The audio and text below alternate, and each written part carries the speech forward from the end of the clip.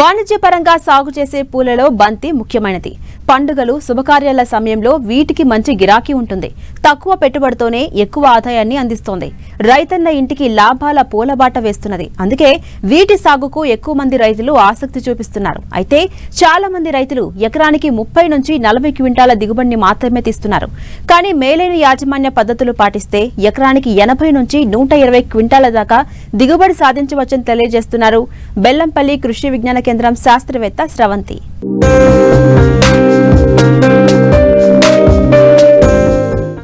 పూలలో బంతి ముఖ్యమైంది. వివిధ రంగుల్లో పలు రకాల విత్తనాలు మార్కెట్లో అందుబాటులోకి రావడం, ఇటు ప్రజలు కూడా శుభకార్యాలలో బంతికి అధిక ప్రాధాన్యం ఇవ్వడంతో మార్కెట్లో డిమాండ్ పెరిగింది. బంతిపూల పంటకాలం 120 రోజులు కాగా నాటిన 55 రోజుల నుంచే దిగుబడి మొదలవుతుంది. అంతేకాకుండా వీటిని ఏడాది పొడవునా సాగు చేసే అవకాశం ఉన్నది. అందుకే ఏ ఏటికాయేడు బంతి సాగు విస్తీర్ణం పెరుగుతుంది. తక్కువ పెట్టుబడితోనే ఎక్కువ ఆదాయాన్ని అందిస్తుంది. అయితే రైతులు మాత్రం అనుకున్నంత దిగుబడిని సాధించలేకపోతున్నారు. ప్రణాళికాబద్ధంగా పూల సాగు చేపట్టి సమయానుకూలంగా సమగ్ర యాజమాన్య పద్ధతులు చేపట్టినట్లయితే ఎకరాకు సూటి రకాలైతే 8 నుండి 10 టన్నులు, అదే హైబ్రిడ్ రకాలైతే 12 నుండి 15 టన్నుల దిగుబడిని సాధించవచ్చని సమగ్ర బంతి సాగు యాజమాన్య పద్ధతులను తెలియజేస్తున్నారు మంచిర్యాల జిల్లా బెల్లంపల్లి కృషి విజ్ఞాన కేంద్రం శాస్త్రవేత్త స్రవంతి. బంతి అనేది మన భారతదేశంలో ముఖ్యమైనటువంటి వాణిజ్య పంటగా మనం చెప్పుకోవచ్చు. ముఖ్యంగా రైతులు ఈ కాలంలో కొత్త పంటల వైపు ఎక్కువగా మొగ్గు చూపుతున్నారు. దాంట్లో ప్రధాన పంటగా బంతిని ఎక్కువగా ఆసక్తి చూపుతున్నారు. ఎందుకంటే ఇది తక్కువ కాలంలో ఎక్కువ దిగుబడినిచ్చేటువంటి మరియు మార్కెట్ డిమాండ్ ఎక్కువగా ఉన్నటువంటి పంట. సో ఈ బంతి సాగు గురించి తెలుసుకోవాలంటే ముందుగా దానికి కావాల్సినటువంటి వాతావరణం, అనగా బంతికి ముఖ్యమైనటువంటి వాతావరణం అంటే దాదాపు దీనికి 15 నుంచి 35 డిగ్రీల సెంటీగ్రేడ్ ఉష్ణోగ్రత అవసరం ఉంటుంది. అంటే 15 డిగ్రీల సెంటీగ్రేడ్ కంటే తక్కువగా ఉన్న మరియు 35 డిగ్రీల సెంటీగ్రేడ్ కంటే ఎక్కువగా ఉన్న దీని యొక్క దిగుబడి తగ్గిపోతుంది. 15 డిగ్రీల కంటే తక్కువగా ఉన్నప్పుడు మనకు శాఖీయ ఉత్పత్తి మరియు పూల ఉత్పత్తి తక్కువగా ఉంటుంది. ఒకవేళ ఎక్కువగా ఉన్నప్పుడు అయితే పూల నాణ్యత తక్కువగా ఉంటుంది. అంటే పూల యొక్క షెల్ఫ్ లైఫ్ అనేది చాలా తక్కువగా ఉంటుంది.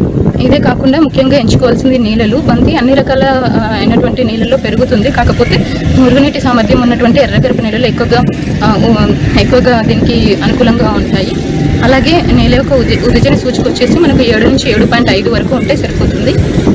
నల్లరేగడి మట్టిలో కూడా మనము బంతి పంట వేసుకోవచ్చు. కాకపోతే మనము నీరు ఎక్కువగా నిలవకుండా, అంటే వాటర్ స్టాగ్నేషన్ లేకుండా చూసుకోవాలి. బంతి నారు పెంపకం అనేది చాలా ప్రధాన దశ. అంటే మనకు మార్కెట్లో లభించేటువంటి హైబ్రిడ్స్లో చూసినట్లయితే మనకు 10 గ్రాముల ప్యాకెట్ 1000 విత్తనాలను కలిగి ఉంటుంది. దానికి మార్కెట్లో మనకు 2000 రూపాయల వరకు ఖర్చు అవుతుంది. అంటే ఒక విత్తనం కాస్ట్ వచ్చేసి మనకు 2 నుంచి 2.5 రూపాయల వరకు ఖర్చు అవుతుంది. సో ఈ విత్తనం కాస్ట్ తగ్గించుకోవాలి. మరియు లేదంటే మనము నారుని బయట కొనుకొచ్చుకున్నా కూడా మనకు దాదాపు 5 నుంచి 6 రూపాయల వరకు పడుతుంది. ఆ విధంగా కాకుండా నారును మనమే స్వయంగా తయారు చేసుకోవాలి. ఈ నారుని తయారు చేసుకోవడానికి 2 రకాల పద్ధతులు ఉన్నాయి. అందులో మొదటిది రేజిడ్ బెడ్ మీద మనము నారును పెంచుకోవడము. అంటే దీనికి సాధారణ నర్సరీ పద్ధతి. అంటే ఒక బెడ్ అంటే 1 మీటర్ వెడల్పు మరియు 4 నుంచి 5 మీటర్ల పొడవు, 10 నుంచి 15 సెంటీమీటర్ల ఎత్తు ఉన్నటువంటి ఒక నర్సరీ బెడ్ని ప్రిపేర్ చేసుకొని దాని మీద వరుసలలో మనము ఈ బంతి విత్తనం అనేది వేసుకొని పెంచుకునేటువంటి సాధారణ పద్ధతి. అదే కాకుండా ఇంకోటి ప్రోట్రే విధానము. అంటే ప్రోట్రేలలో మనము 98 గుంతలు ఉన్నటువంటి ప్రోట్రేని తీసుకొని దాంట్లో కోకోపిట్ నింపుకొని దాంట్లో నారుని పెంచుకునేది రెండో పద్ధతి. సో రెండో పద్ధతి ద్వారా మనము నారుని పెంచుకున్నట్లయితే నారు ఆరోగ్యంగా ఉంటుంది. దాదాపు మనము హైటెక్ టెక్నాలజీలో ఉత్పత్తి చేసేటువంటి నారుకు ధీటుగా ఉంటుంది. మరియు ఈ విధంగా పెంచుకున్నటువంటి నారు ఎక్కువగా దిగుబడి వస్తుంది. మరియు చీడపీడల తట్టుకునేటువంటి సామర్థ్యం ఎక్కువగా కలిగి ఉంటుంది.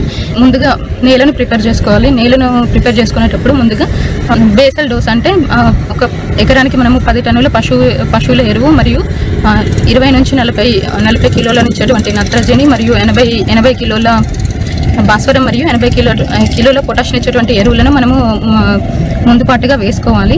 ఇదే విధంగా మళ్ళీ మనం ట్రాన్స్ప్లాంటింగ్ చేసుకున్నటువంటి 30 రోజుల తర్వాత మళ్ళీ మనము యూరియాని ఒక 40 కిలోల వరకు ఇచ్చుకున్నట్లయితే మనకు దిగుబడి బాగుంటుంది. బంతిలో ముఖ్యంగా మనకు కలుపు అనేది తీవ్రమైన సమస్య. అంటే ఈ కలుపు రావడం ద్వారా దాదాపు 50% దిగుబడిలో తగ్గిపోతుంది. సో మనము ప్రీ ఎమర్జెన్సీ హెర్బిసైడ్ అంటే నాటు వేయక ముందే మనము ప్రీ ఎమర్జెన్సీ హెర్బిసైడ్స్ అనేటువంటి పెండిమిథాలిన్ మనము నేలలో తడి ఉన్నప్పుడు పిచికారీ చేసుకున్నట్లయితే మనకు ఈ కలుపుని సమర్థవంతంగా నివారించుకోవచ్చు. అదేవిధంగా మనం నారు పెంచుకోవడానికి దాదాపు 30 రోజుల టైం పడుతుంది. 25 రోజుల నుంచి 30 రోజుల టైం వరకు పడుతుంది. అంటే మొక్కకు దాదాపు 4 ఆకుల దశ ఉంటుంది. అప్పుడు నారుని మనము దాదాపు సాయంత్రం పూట మనం తీసుకొని నాటుకున్నట్లయితే ఎక్కువగా మంచిగా పాదుకుంటుంది.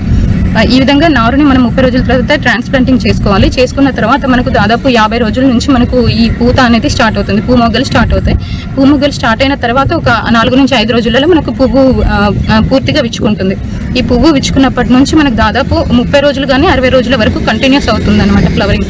అంటే మనకు ఈ పూత వచ్చిన తర్వాత దాదాపు 2 నెలల వరకు మనం క్రాప్ని కంటిన్యూ చేయవచ్చు. బంతి లాంటి ఒక పూల మొక్క మాత్రమే మనకు సంవత్సరంలో దాదాపు 6 పంటలు మనం తీయవచ్చు. అంటే 2 నెలలకు ఒక పంట కాబట్టి మనం దాదాపు సంవత్సరానికి 6 పంటలు తీయవచ్చు. కానీ మనం ఒక విధంగా అంటే జూలై మొదటి వారం నుంచి ఫిబ్రవరి మొదటి వారం వరకు మనము ప్రతి 15 రోజులకు ఒకసారి విత్తుకున్నట్లయితే అక్టోబర్ నుంచి మళ్ళీ ఏప్రిల్ వరకు కంటిన్యూస్ క్రాప్ అనేది ఉంటుంది. దీని ద్వారా మనకి ఈ పువ్వులు అనేవి మనకు దసరాకి, దీపావళికి, సంక్రాంతికి మరియు కార్తీక మాసంలో ఎవ్రీడే మనకు ఇన్కమ్ జనరేషన్ లాగా ఉంటుంది. అంటే ప్రతిరోజు మనకు ఆదాయాన్ని ఇచ్చే విధంగా ఉంటుంది. ఈ విధంగా బంతి సాగును మనము సరైన యాజమాన్య పద్ధతులు పాటించి పెంచుకోవాలి. బంతికి పొగాకు లద్దె పురుగు, శనగపచ్చ పురుగు, నులి పురుగు, నల్లి తామర పురుగు, పేనుబంక ఆశిస్తాయి. వీటికి తోడు మొగ్గకుళ్ళు, వేరుకుళ్ళు తెగుళ్లు సోకుతాయి. కాబట్టి సకాలంలో వీటి ఉనికిని గమనించి సమగ్ర సస్యరక్షణ చర్యలు చేపట్టాలి. అదేవిధంగా బంతిలో మనకు చీడపీడలు, ముఖ్యంగా రసం పీల్చే పురుగులు మరియు ఈ తెగుళ్ల సమస్య ఎక్కువగా ఉంటుంది. రసం పీల్చే పురుగుల బారి నుండి కాపాడుకోవడానికి మనము డైమిథేట్ 2 ml per లీటర్ వాటర్కి మనం పిచికారీ చేసుకున్నట్లయితే రసం పీల్చే పురుగుల నుంచి మనం కాపాడుకోవచ్చు. ఈ విధంగా మరియు అంతేకాకుండా పువ్వు నాశించే పురుగుల నుంచి కాపాడుకోవడానికి మనము 0.4 grams ఇమామెక్టిన్ బెంజోయేట్ని పిచికారీ చేసుకున్నట్లయితే కాపాడుకోవచ్చు. అదేవిధంగా మనకు ఎక్కువగా వేరుకుళ్ళు తెగులు వస్తూ ఉంటుంది. దీని నుంచి కాపాడుకోవడానికి మనము మ్యాంకోజెబ్ 2.5 grams కానీ, కార్బన్డిజం 3 గ్రాములు కానీ పిచికారీ చేసుకున్నట్లయితే మనకు దాని నుంచి మనం కాపాడుకోవచ్చు. బంతిలో ఇంకొకటి ముఖ్యంగా పాటించాల్సింది పించింగ్. అంటే తలలు తుంచడం. అంటే మనకు అది పూ మొగ్గలు స్టార్ట్ అయిన తర్వాత మొదటి మొగ్గ ఎప్పుడైతే ఏర్పడుతుందో, అంటే ప్రధాన మొగ్గ ఎప్పుడు ఏర్పడుతుందో దాన్ని వెంటనే మనము తుంచివేయాలి. ఇలా తుంచివేసినట్లయితే మనకు పక్క కొమ్మలు ఎక్కువగా వచ్చి ఎక్కువగా పూలు రావడానికి అవకాశం ఉంటుంది మరియు దిగుబడి ఎక్కువగా ఉంటుంది. అంతేకాకుండా మనకు బంతిలో 2 రకాలు ఉన్నాయి, ఆఫ్రికన్ మ్యారీగోల్డ్ మరియు ఫ్రెంచ్ మ్యారీగోల్డ్. అంటే మనకి ఎక్కువగా మార్కెటింగ్ అనుకూలమైనవి అంటే ఆఫ్రికన్ మ్యారీగోల్డ్. దీంట్లో కూడా మనకు వివిధ రకాలు ఉన్నాయి. దాంట్లో ముఖ్యంగా చెప్పుకోవాల్సినవి పూస నరంజి గైండ, పూస బసంతి గైండ మరియు అర్కా బంగారా. ఇవి మనకు పసుపు, నారింజ మరియు బంగారు వర్ణంలో మనకు అవైలబుల్గా ఉంటాయి. కాకపోతే ఇవి మనం విత్తనం ద్వారా మనము ప్రొడ్యూస్ చేయలేము. ఇవి అంటే వాటి యొక్క కొమ్మల ద్వారా మాత్రమే మనం ప్రవర్ధనం చేసుకోగలము. ఇవి కాకుండా మనకు మార్కెట్లో వివిధ రకాల హైబ్రిడ్ వెరైటీస్ కూడా అవైలబుల్గా ఉన్నాయి. దాంట్లో ముఖ్యంగా చెప్పుకోగలవి ఈస్ట్ వెస్ట్, అష్టగంధ వంటి వివిధ రకాలు ఉన్నాయి. కాకపోతే వాటి యొక్క కాస్ట్ ఎక్కువగా ఉంటుంది. సో ఈ విధంగా మనము బంతి యొక్క ప్రవర్ధనాన్ని చేసుకోవచ్చు. ఈ విధంగా మనము బంతిలో సమగ్ర యాజమాన్య పద్ధతులను పాటించి అధిక దిగుబడులు సాధించవచ్చు. సరైన యాజమాన్య పద్ధతులు పాటిస్తే ఏ రకాలైన ఎకరానికి 4-5 టన్నుల దాకా దిగుబడి ఉంటుంది. బాగా విచ్చుకున్న బంతి పూలని కోయాలి. ఉదయం కానీ సాయంత్రం కానీ కోస్తే మంచిది. కోతకు ముందు నీటి తడి ఇస్తే పూల నిల్వ సామర్థ్యం పెరుగుతుంది. కోత తర్వాత కూడా పూలు ఎక్కువ సమయం తాజాగా ఉంటాయి. సకాలంలో పూల కోత చేస్తూ ఉంటే దిగుబడి పెరుగుతుంది.